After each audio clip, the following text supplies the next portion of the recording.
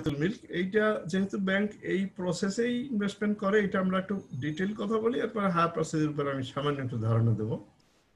এখানে বলা হয়েছে যে is a special type of contract which has been developed through practice.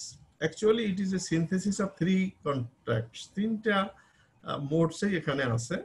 এখানে শিরকাত আছে, দ্যাট মিন্স পার্টনারশিপ যেটাকে বলা হয়, অংশীদারি যেটা বলা হয় বা শেয়ার যেটা বলা, এখানে শিরকাত থাকে, এখানে ইজারাও আছে, এখানে সেল বা বাই সেলও আছে। তিনটা জিনিস মিলে হয় বা হায়ার পারচেজ আন্ডার শিরকাতুল মিল্ক। তো আসলে দেখি এখানে ফিচারটা কি। সাধারণত এটা আমি সেদিনও তোমাদের একটু ধারণা দিছিলাম যে যেই সমস্ত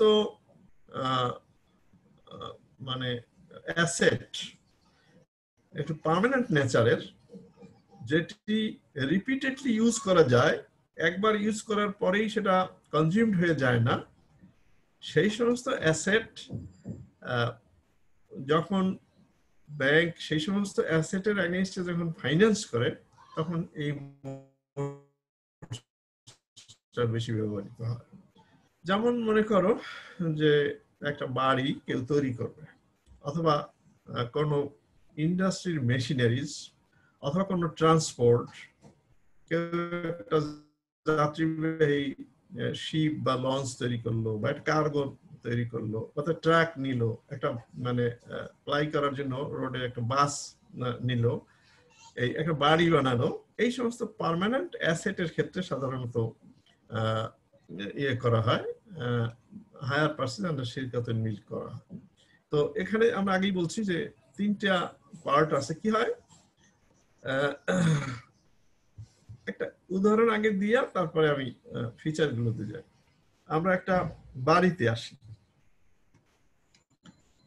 একজন ব্যাংকে অ্যাপ্রোচ করলো যে তার 3 কাঠা জায়গা আছে, সে সেখানে সাপোজ 1800 বা 2000 স্কয়ার ফিটের একটা বিল্ডিং করবে, এবং সেটা যদি 5 তলা হয় তাহলে 10,000 স্কয়ার ফিট মোট কনস্ট্রাকশন হবে।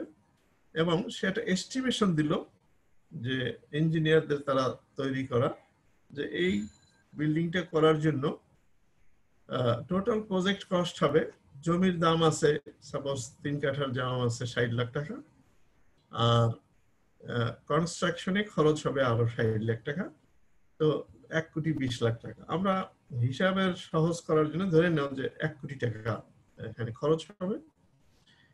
এখন ক্লায়েন্ট বলল যে আমার তো 50 লাখ টাকার ক্যাপিটাল অলরেডি আমার আছে, কারণ এই জমিটার দাম আছে এখন 50 লাখ টাকা মার্কেটে, আর কনস্ট্রাকশন কস্টের জন্য আরো 50 লাখ টাকা লাগবে, মোট 1 কোটি টাকা আমি এখানে একটা বাড়ি হবে। নিজে ইঞ্জিনিয়ার দিয়া ভেরিফিকেশন করবে whether this realistic, এটা একটা এখানে কোনো ওভার এস্টিমেশন করে ব্যাংক থেকে টাকা নেওয়ার কোনো বুদ্ধিশুদ্ধি আছে কিনা, এটা ব্যাংক আগে দেখে। তারপরে ব্যাংক যদি ইয়ে হয়, কথা হলো না, এটা যদি এরকম হয় যে the estimate is as a whole it is practical, তাহলে ব্যাংক তার ক্লায়েন্টের খবর নিয়ে এরকম একটা ব্যবসা করে দেওয়ার সিদ্ধান্ত নিলে তখন ব্যাংক এটা ইকুইটিতে আসবে। ঠিক আছে, আপনার যা টাকা লাগবে এই 50 টাকা আপনি কতটুকু দিতে পারবেন? তো ক্লায়েন্ট বলল যে আমি আরো 20 লাখ টাকা আমার আছে, আর 30 লাখ টাকা আমার ব্যাংক থেকে নিতে হবে বা আমার লাগবে আরো, এটা আমার নাই। তাহলে দেখা গেল 1 কোটি টাকার প্রজেক্টে ক্লায়েন্টের ইকুইটি আছে, জমির দাম 50 লাখ, আর তার নিজে কনস্ট্রাকশনের জন্য সে আরো 20 লাখ টাকা খরচ করবে, তাহলে 70% ইকুইটি ক্লায়েন্টের হয়ে গেল।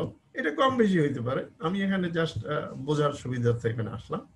আর 30 লাখ টাকা ব্যাংক এখানে ইনভেস্টমেন্ট করবে, তাহলে ব্যাংকের ইকুইটি আসলো টোটাল প্রজেক্টে 30%।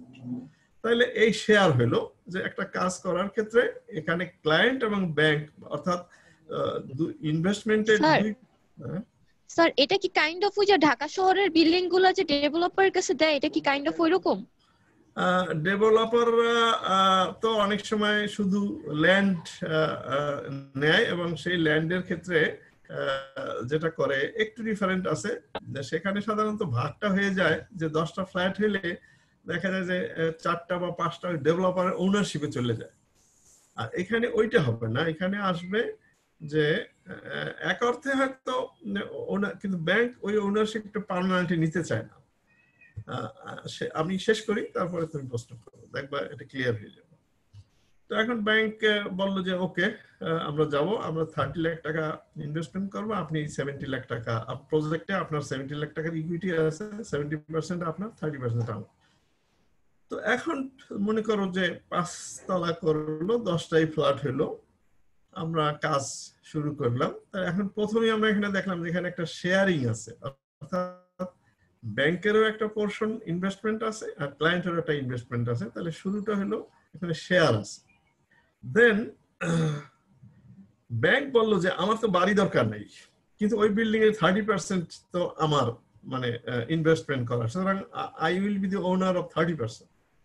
এই 30% তো আমি বাজারে ওইরকম ফ্ল্যাট বিক্রি করার মতো ওইরকম সুযোগ আমার নাই। আর ক্লায়েন্টও বলে যে না, আমি তো আপনাকে বিক্রিও করবো না, আমি চাই যে আমরা জয়েন্ট পার্টনারশিপে অ্যাসেটটা ডেভেলপ করব এবং আপনার পোর্শনটা আলটিমেটলি আমি পারচেজ করব।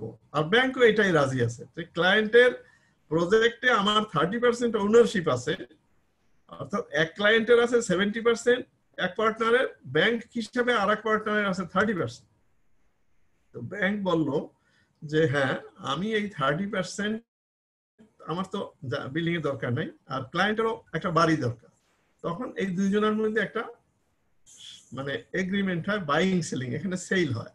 তো ব্যাংক বললো যে ঠিক আছে, আমার 30% আমি আপনার কাছে বিক্রি করবো। তো আমার 30% এর ভ্যালু কত আছে এখন? 30 লাখ। এই 30 লাখ টাকার অ্যাসেট আপনাকে আমি 30 লাখ টাকায় আবার বিক্রি করবো, আমার বেশি দরকার নেই। তাহলে ব্যাংক কি পাবে? হ্যাঁ, আপনি বাই ইনস্টলমেন্ট পেমেন্ট করবেন, পার মান্থলি ইনস্টলমেন্ট দিবেন।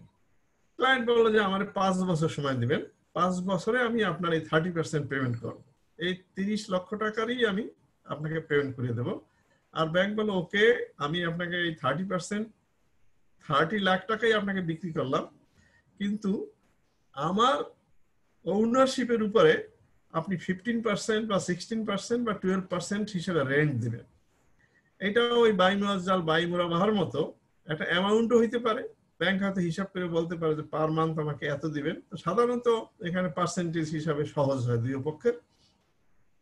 তো ব্যাংক বললো যে আমাকে 12% রেন্ট দিবেন আমার ওনারশিপের উপরে, আমি যে 30% এর ওনার আছি, এই ওনারের উপর আপনি 30% রেন্ট দিবেন। তাহলে এখন সেলও হয়ে গেল, আর ব্যাংক এখানে ইনকাম করলো থেকে ওই যে ইজারা দিয়ে দিল তার পোর্শন। এখন দেখা গেল প্রজেক্টটা যখন কমপ্লিট হয়ে গেল, তখন ব্যাংক এইটা ওই যে বাইং সেলিং এগ্রিমেন্টের আওতায় ক্লায়েন্টের হাতে দিয়ে দিল। ঠিক আছে, বাড়ি এখন আপনি দখলে নেন, কিন্তু ওনারশিপ মানে এটা ভাগ করে নিলাম। 30 লক্ষ টাকা 5 বছরে দিবেন, তার মানে 60 ইনস্টলমেন্ট হবে, আর প্রত্যেকটা ইনস্টলমেন্টে 50,000 করে টাকা হবে। তাহলে 60 ইনস্টলমেন্টে আমার 30 লাখ টাকা পেমেন্ট হয়ে যাবে 5 বছরে। তো এখন প্রথম মাসে হ্যান্ডওভার করে দেওয়ার পরে আমি হয়তো একটা গ্যাস স্টেশন পিরিয়ড দিলাম, সেইখানে অনেক সময় আবার একটা অ্যাক্রুড প্রফিট অ্যাড করে দেয় ব্যাংক। সেটা এত জটিলতায় তোমাদের যাওয়া দরকার নেই, সেটা এক সময় যখন ব্যাংকে জব করো তখন এটা শিখে নেব। তো ব্যাংক হ্যান্ডওভার করে দেওয়ার পরে বলল যে নেক্সট মান্থ থেকে আপনি আমার ইনস্টলমেন্ট দেওয়া শুরু করবেন। আপনি আমাকে পারচেজ প্রাইসের এগেইনস্টে দেবেন 50,000, আর আমার ওনারশিপের উপরে আমাকে 12% প্রফিট দিবেন। ইয়ারলি 12% হিসাবে এক মাসে যা আসে, এটা সাধারণত কম্পিউটারাইজেশনের মাধ্যমে একেবারে হোল 60 ইনস্টলমেন্টের উপরে মানে এটা ভাগ করে দেওয়া হয়। তো দেখা গেল যে প্রথম মাসে ব্যাংকের ওনারশিপ হলো 30%। তো ক্লায়েন্ট যখন কমপ্লিট করার পরে এক মাস গেল, তখন সে 50,000 টাকা পেমেন্ট করলো, আর ওই 30 লাখ টাকার উপরে 12% হিসাবে এক মাসে যে রেন্ট আসে সে রেন্টটাও দিয়ে দেবে। সাপোজ ওই রেন্টটা আসছিল 10,000 বা 12,000 বা 15,000, what ever it may be, এটা দিয়ে দিল। সেকেন্ড মান্থে গিয়েই দেখা যাবে ব্যাংকের ওনারশিপ কমে গেছে, 50,000 টাকা কমে গেছে, 60 ভাগের 1 ভাগ কমে গেছে। পরের মাসেই আবার দেখা যাবে যে ওই 50,000 টাকার ইনস্টলমেন্ট পাবে ব্যাংক, কিন্তু রেন্ট পাবে সে, এখন পাবে সে হলো ওই যে মানে 29,50,000 টাকার মালিকানা আছে তার, সেইটার উপরে পাবে। এভাবে দেখা যাবে যে এক একটা ইনস্টলমেন্ট দেওয়ার সাথে সাথে ব্যাংকের ওনারশিপটা ডিক্রিজ হবে। ওইটাকেই বলছে মানে মোশারাকা মোতানাকাসা, মানে মোতানাকাসা মানে আস্তে আস্তে কমে যাচ্ছে। মানে ব্যাংকের ওনারশিপটা গ্রাজুয়ালি ডিক্রিজ করছে, ক্লায়েন্টের ওনারশিপটা ইনক্রিজ করছে। এইভাবে গ্রাজুয়ালি ক্লায়েন্টের ওনারশিপটাকে ডিক্রিজ করার ইনক্রিজ করার সাথে সাথে ব্যাংকেরটা ডিক্রিজ করছে এবং ধীরে ধীরে রেন্টের পরিমাণটাও কমে যাচ্ছে।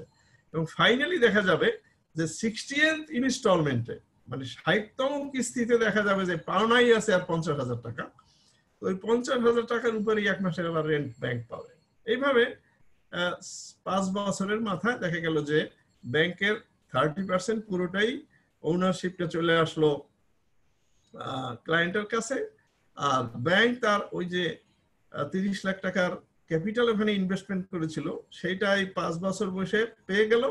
আর এই 5 বছরে সে প্রতি মাসেই ওখান থেকে লিজিং বা ইজারা হিসাবে, ভাড়া হিসাবে আস্তে আস্তে করে সে একটা ইনকাম নিয়ে নিছে। এবং এইখানে এই প্রপার্টিটাও ব্যাংকের কাছে সিকিউরিটি হিসাবে, এটা banking rules and regulation mortgage law হিসাবে ব্যাংকের কাছে সিকিউরিটি হিসাবেও ছিল। ব্যাংক আশ্বস্ত ছিল যে ক্লায়েন্ট টাকা দিতে ফেল করলেও এখানে আমার একটা অ্যাসেট আছে। এখন যদি এরকম হয় যে ক্লায়েন্ট একটা কিস্তি দিতে পারলো না, 2টা কিস্তি দিতে পারলো না, ফেল করলো, তাহলে সেই ক্ষেত্রে ব্যাংকের এখানে আর লস নাই। মোরাবাহাতে যদি দেরি হয় তাহলে যেমন বাড়তি প্রফিট নিতে পারে না, এখানে সুবিধা আছে যে ক্লায়েন্ট যদি কোনো কারণে 1টা 2টা কিস্তি ফেল করে, ব্যাংকের যখন যেটা ওনারশিপ থাকবে সেটার উপরে রেন্ট পাবে।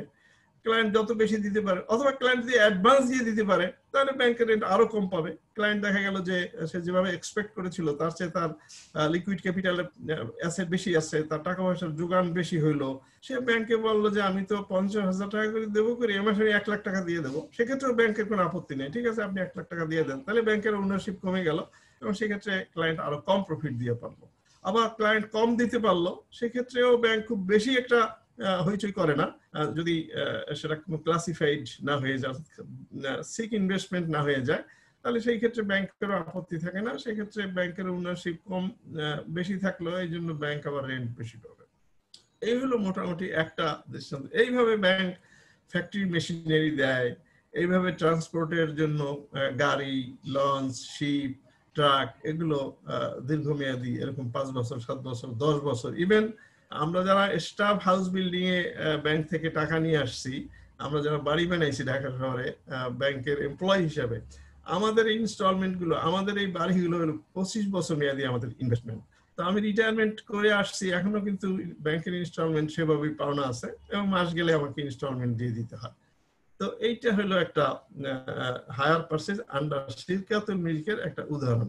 এখন এখানে বলা আছে যে ফিচার গুলো দেওয়া আছে, যে এখানে বলা হয়েছে যে after obtaining approval and bank pays total price of the asset property together with his equity, ক্লায়েন্টের সরাসরি যদি রেডিমেড পারচেজ করি, মনে করেন একটা বাস কিনলাম, ইম্পোর্ট করে আনলাম, একটা ভলভো বাস কিনবে আমাদের একজন ট্রান্সপোর্ট ওনার, তার ফ্লিটে আরো 2টা ভলভো বাস, 2টা ভলভো বাসের দেওয়া হলো 2 কোটি টাকা, তখন ক্লায়েন্ট যদি আমরা যদি তার কাছ থেকে 50% ইকুইটি নেই, তাহলে সে 1 কোটি টাকা দিবে, আর আমি 1 কোটি টাকা দিয়া ওই ইম্পোর্ট হইয়া যখন গাড়ি চলে আসবে, চট্টগ্রামে শিপমেন্ট হয়ে যখন চিটাগাঙে শিপ আসবে, তখন তার 1 কোটি আর ব্যাংকের 1 কোটি, 2 কোটি টাকা আমি সরাসরি ফরেন সাপ্লায়ারকে, জাপান থেকে আনা হয়েছে বা জার্মান থেকে ভলভো গাড়ি নিয়ে আসবে, জার্মানকে পেমেন্ট দিয়ে দেবো।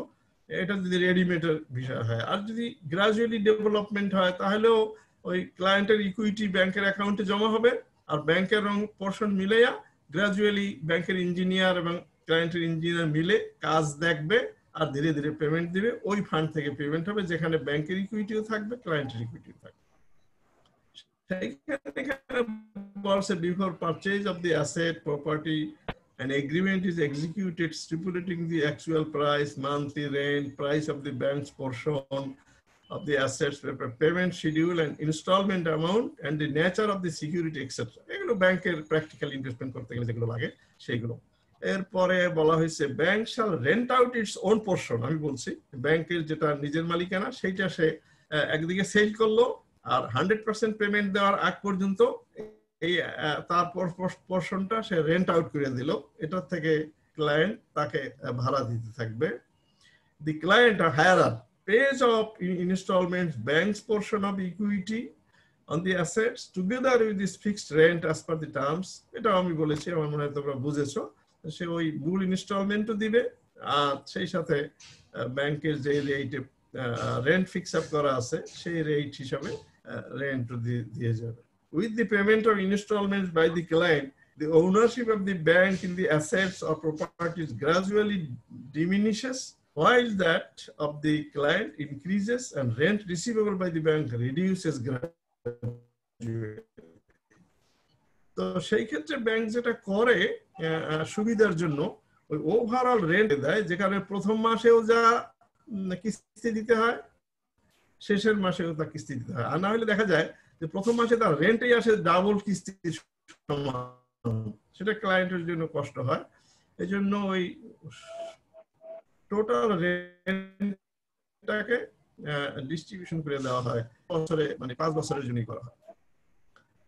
এরপরে বলা হয়েছে the client may acquire the full ownership of the assets properties before expiry of the deal by paying of the entire dues to the bank. সেটা আমি বলছি, ক্লায়েন্ট যদি অ্যাডভান্স পেমেন্ট করে দিতে পারে তাহলে এটা এক্সপায়ারির আগেও সে টোটাল ওনারশিপটা অ্যাকোয়ার করে নিয়ে যেতে পারে, যে না আমি 5 বছরের জন্য বলেছিলাম, তো 3 বছরের মাথায় আমি টোটাল টাকা দিয়ে দিলাম, এখন আমার বাড়িতে আমার হয়ে গেল, বা আমার অ্যাসেটের মালিক তো আমি হয়ে গেল। The rent remains payable in proportion to bank's ownership if the client fails to pay the due installments.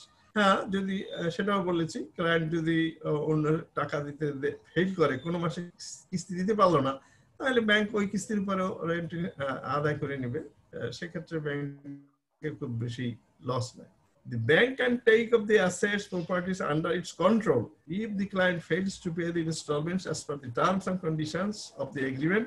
The ownership of the assets properties remains with the bank until the entire equity provided by the bank together with the fixed rent is fully paid off.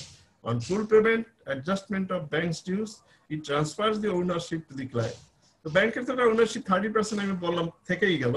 তো in that case যতক্ষণে client ফুল টাকা দিতে পারবে না ততক্ষণ ওনারশিপটা ব্যাংকের সঙ্গেই থাকে, এবং ব্যাংক চাইলে যদি সে আদৌ পেমেন্ট দিতে ফেল করে, দিচ্ছে না, সে ব্যবসা থেকে ছিটকে পড়েছে অথবা সে অন্য কিছু করছে বা কোনোভাবে ব্যাংকের টাকা দিচ্ছে না, ইন দ্যাট কেস ব্যাংক কোর্টের মাধ্যমে তার অংশের ফুল দখলটা সে নিতে পারে।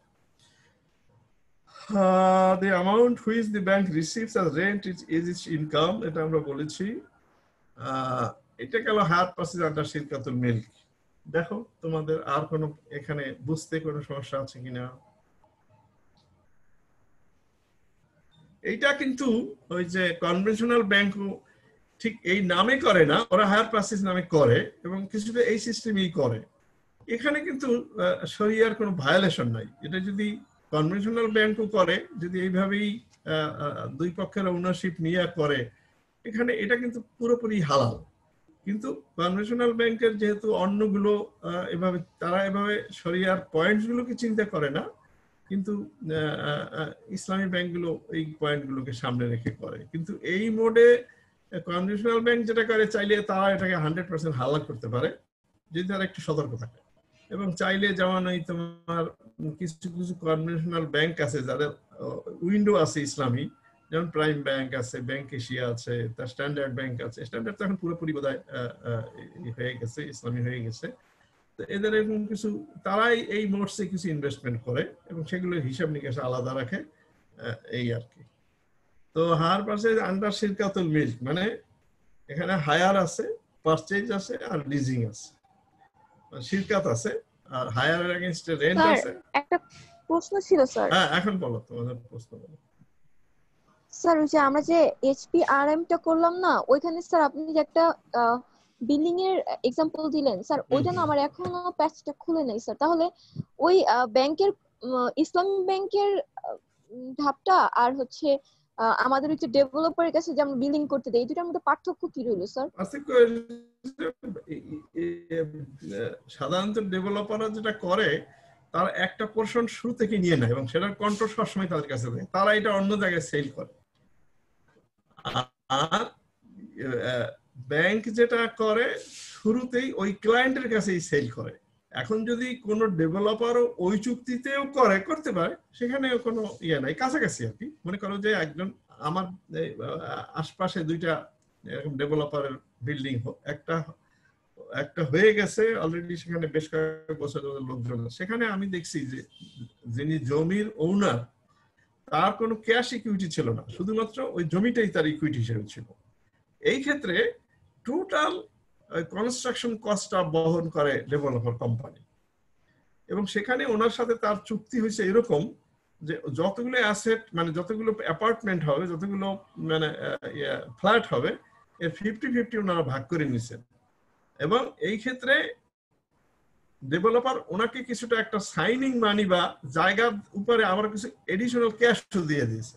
ঠিক আছে, আপনার এখানে আমরা 10 তলা বিল্ডিং করব, এখানে 20টা ফ্ল্যাট হবে, এর 10টা আমার, 10টা আপনার, আর আমার 10টা টোটাল কনস্ট্রাকশন কস্টটা আমি বহন করব।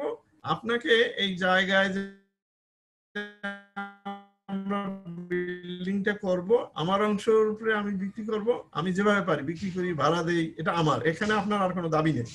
তো জায়গার মালিক দেখা গেল যে একটা সে নিজে করতে পারতেছিল না, তার ওখানে একটা বাড়ি হয়ে গেল 10 তলা, তার মধ্যে অর্ধেক ফ্ল্যাটের মালিক সে হয়ে গেল, আর সে নগদ 10 লাখ টাকা পেয়ে গেল। তো এটা তার একটা স্যাটিসফ্যাকশনের ব্যাপার যে আমার আর কোনো চিন্তা থাকলো না, আমি কিছু টাকাও পাইলাম, এরপরে আমি 10টা ফ্ল্যাটেরও মালিক হইলাম, এর থেকে একটা আমি থাকলাম, আরটা ভাড়া দিলাম, 9টা ভাড়া দিলাম। এইভাবেই সাধারণত ডেভেলপার কোম্পানিগুলো করে। এখন যদি এরকম করে কোনো ডেভেলপার কোম্পানি, সাধারণত করে না, খোঁজ নিয়ে দেখো, ডেভেলপারের সাথে ওনারের যদি এই চুক্তি হয়, ঠিক আছে, আপনার এই 50% আমরা ধরে নিলাম, 50% আপনার ওনার, আমি 50% এর ওনার, আমার 50% আপনার কাছেই সেল করে দেব, এবং আপনি আমাকে 10 বছর পয়সা আস্তে আস্তে ইনস্টলমেন্ট বেসিসে ঠিক মানে ইয়ে করে নেবেন, তাহলে সেটা ওই হায়ার পার্সেন্ট আন্ডার শিরকাতের মিল হয়। কিন্তু সাধারণত ঢাকা শহরে কোনো ডেভেলপার ওনারের সাথে এই চুক্তিতে যায় না, সে ওই 10টা ফ্ল্যাটের নিজেই ব্যবস্থাপনার দায়িত্ব নেয় এবং সে সুবিধা মতো বিক্রি করে।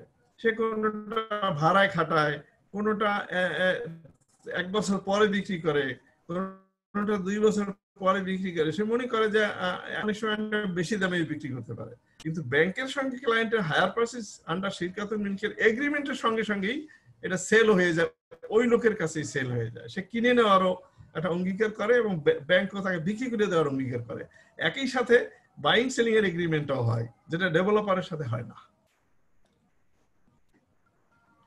ও আচ্ছা স্যার, তাহলে একটা কোয়েশ্চেন ছিল আমার। স্যার এই যে ডেভেলপাররা যে প্রজেক্টটা হাতে নেয়, তো স্যার এটা মানে যে আমরা কনভেনশনাল দিক থেকে দেখি, যখন ওনারা প্রজেক্টটা হাতে নেয় স্যার, ডেভেলপার যে বিল্ডিং গুলো করে, এগুলোর কি কোনো সময় থাকে যে আমি 20 বছর পরে বিল্ডিংটা ভাঙিয়ে ফেলবো বা 50 বছর পরে ভাঙিয়ে ফেলবো? এগুলো ওরা যখন ওই এগ্রিমেন্ট কন্ট্রাক্ট সই করে, সেখানে উল্লেখ থাকে সাধারণত ডিমোলিশন করার জন্য। সাধারণত আমাদের দেশে একটা নরমাল ইয়ে আছে, সেটা 100 ইয়ার্স, 99 ইয়ার্স।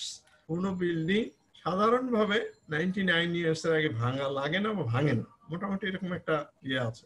এখন ওই এগ্রিমেন্টে দুই পক্ষ যে কোনো শর্তই বলতে পারে যে আমরা 10 বছর পরে উভয় পক্ষ যদি একমত হই যে এইটা এখানে ভেঙে ফেলে আমরা এখন 10 তলা করেছি, তখন সময় এবং পরিস্থিতির দাবিতে এখানে আমরা একটা 30 তলা বা 50 তলা ফ্ল্যাট করার মতো একটা এনভায়রনমেন্ট এসে যাবে, তখন আমরা এটা করতে পারবো। এইভাবে যদি তারা মানে চুক্তি করে না, এটা করতে পারে। আমি এই ক্ষেত্রে একেবারে শিওর না যে তারা এই ধরনের কন্ডিশন রাখে কি রাখে না, কিন্তু কন্ট্রাক্ট অ্যাক্ট যেটা 1872 সালের যে চুক্তি আইন আছে, সেই চুক্তি আইনে মোটামুটি এটা অ্যালাউড যে এবং শরিয়াও এটা অ্যালাউ করে যে চুক্তিবদ্ধ পক্ষগুলো সম্মত হইয়া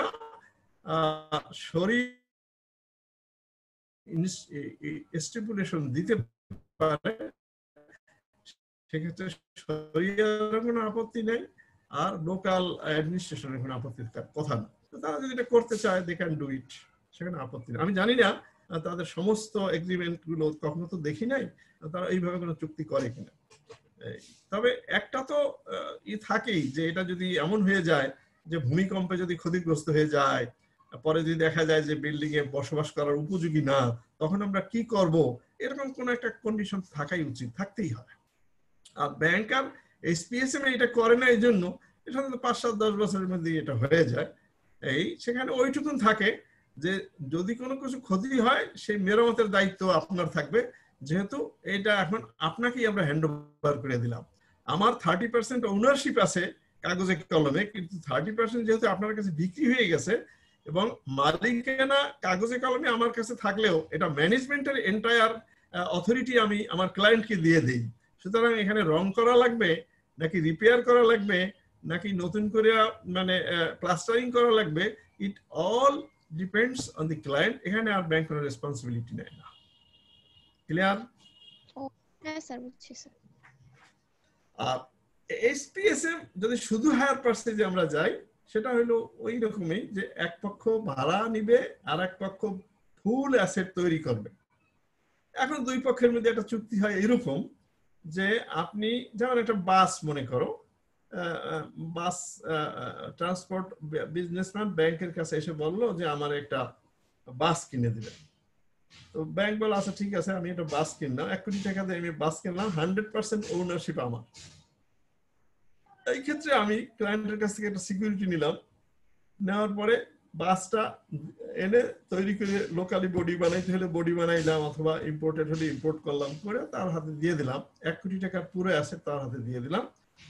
বললাম যে আপনি মাসে আমার এত করে ভাড়া দিবেন, আমাকে মাসে একেবারে বছরে আমার দিবেন 12 লাখ, 12% অ্যাড করলাম, বছরে 12 লাখ হলে মাসে 1 লাখ টাকা করে ভাড়া দিবেন। গাড়ির যদি পথে ঘাটে ক্ষতি হয়, টায়ার টিউব তারপরে যা কিছু ইঞ্জিন ওভারহলিং, এগুলো সব আপনার দায়িত্বে, আপনি এটা করবেন এবং আমার মাসে 1 লাখ টাকা করে দিবেন। তো এরকম করে আমাকে আপনার সাথে প্রথম 3 বছরে চুক্তি হলো, 3 বছরে আমার পার মান্থ 1 লাখ টাকা করে ভাড়া দিবেন। 3 বছর পরে ওই সময় তার সাথে একটা এগ্রিমেন্ট হইতে পারে, 3 বছর পরে বাজার দাম দেখে আপনি এটা আমার কাছে কিনে নেবেন, অথবা ক্লায়েন্ট বললো যে আমি আপনার কাছে কিনে নেব তখনকার মার্কেট প্রাইসে, এটা হায়ার পারচেজ হয়। অথবা এখনো একটা মানে ধরতে পারে, দাম ধরে নিতে পারে যে 3 বছর আমি আপনাকে রেন্ট দেব, আর 3 বছর পরে আপনাকে আমি এত লক্ষ টাকা এককালীন দিয়া বাস আপনার কাছ থেকে ডেলিভারি নিয়ে নেব। এটা হলো এখানে সমস্যাটা হয় কি, যে ক্লায়েন্ট তো ইনস্টলমেন্ট ভিত্তিতে কিছু টাকা পয়সা দিতে থাকে, কিন্তু ওই 1 লাখ টাকার যে রেন্ট এটা আর কমে না, ওই তার ফিক্সড 1 লাখ টাকা করে 3 বছর দিতে হয়, বা 4 বছর দিতে হয়, বা 2 বছর দিতে হয়। সেই ক্ষেত্রে দেখা যায় যে ক্লায়েন্ট খানিকটা লস করে। পরে এই মোডটা খুব পপুলার মোড না। তবে ব্যাংক শুধু মানে লিজিং করতে পারে, ব্যাংক নিজে একটা অ্যাসেট করতে পারে, সেটা পরে ভাড়া দিতে পারে, এইটা শরিয়ত অ্যাপ্রুভ করে।